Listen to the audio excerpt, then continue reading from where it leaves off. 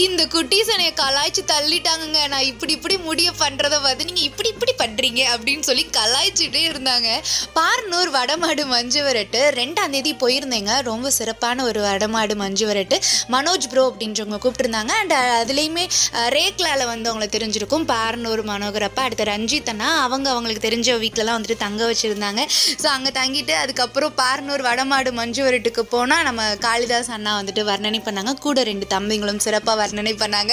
சிறப்பான ஒரு வடமாடு மஞ்சு விரட்டு. காலையில் ஆரம்பிச்சோடனே ஐயோ மழை பெய்யுது, தூறல் பெய்யுது அப்படின்ற ஒரு பக்குன்னு இருந்தாலும் அந்த அந்த கமிட்டி எல்லாரும் அந்த தண்ணியெல்லாம் சுத்தம் பண்ணி ஒரு அக்காலாம் வாலண்டியராக வந்து ஆரம்பிக்கிறதுக்கு முன்னாடி களத்தில் இருக்கிற அந்த செகதி தண்ணி எல்லாத்தையும் எடுத்து அவ்வளோ ஹெல்ப் பண்ணாங்க. ரொம்ப சிறப்பான கமிட்டி. ஸோ ரொம்ப சூப்பராகவே அரேஞ்ச் பண்ணாங்க. சிறப்பான காளைகளோட ஆட்டம், எல்லா ஆட்டமுமே அதே மாதிரி வீரர்களும் ரொம்ப சிறப்பாகவே வந்துட்டு விளையாண்டாங்க. பாரனூர் வடமாடு மஞ்சு விரட்டு போனது ரொம்ப சிறப்பாக இருந்துச்சு.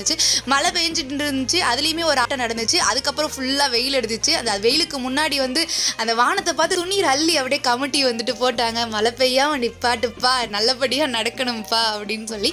ஸோ அந்த மாதிரி ரொம்ப சிறப்பாக நடந்துச்சு. ஸோ கமிட்டிக்கு மனமார்ந்த வாழ்த்துக்கள்.